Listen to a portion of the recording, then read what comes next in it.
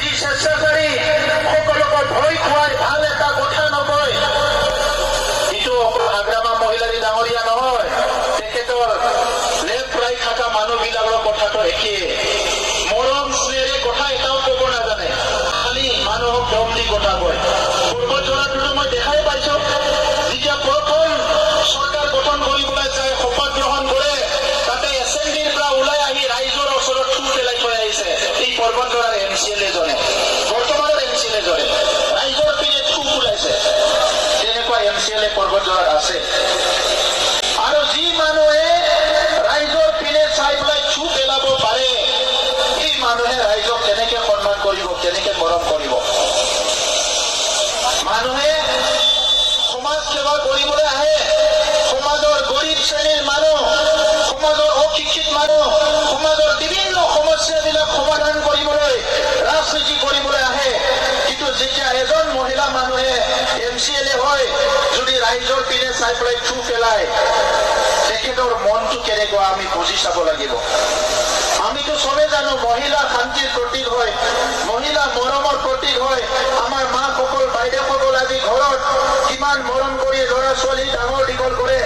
সমাজৰ সকলো মানুহকে আজি ঘৰত আহিলে পানী দিয়ে, গামছা দিয়ে, খোৱা খাদ্য দিয়ে, সকলোকে সোধে। ৰাতিপুৱাৰ পৰা গধূলি নিজে খাব নাপালেও নিজৰ ল'ৰা ছোৱালী সন্তানবিলাকক ভালকে খুৱাই। এনেকুৱা হ'ল আমাৰ মহিলাসকলে। কিন্তু ইয়াত পৰ্বতজৰাৰ MCLA জনীয়ে মানুহৰ পিনে চাই পেলাই থু পেলাই থৈ আহিছে। ইয়াতকে দুখজনক কথা আৰু কি আছে আজিৰ সময়ত? ড্ৰেছটোতো ভালকে পিন্ধে, মুখত একদম ভাল মানে হাই লেভেলৰ কথা ক'ব বিচাৰে, কিন্তু অন্তৰ আত্মাটো বহুত কলা। মানুহৰ পিনে কোনো চাই থু পেলাব নালাগে। আমি কি দেখা পালে থু পেলাম? আজিকালিতো মানুহৰ মুখত থুয়ে নোলায়। কিবা বেয়া গোন্ধ আহিলে, বেয়া বস্তু দেখা পালে কেতিয়াবা কোনোবাই থু পেলায়, কিন্তু মানুহৰ পানে চাই পেলাই থু পেলোৱাটো কথা নাই। আপোনালোকতো আমাৰ মা দেউতা হয়, আপোনালোকৰ আমাৰ বাইদেউ হয়। তেজৰ সম্পৰ্ক নাথাকিলেতো আমি একে মানুহ। ভাষা বেলেগ কয়, ধৰ্ম বেলেগ কয়, মানুহটোতো আমি একে মানুহ।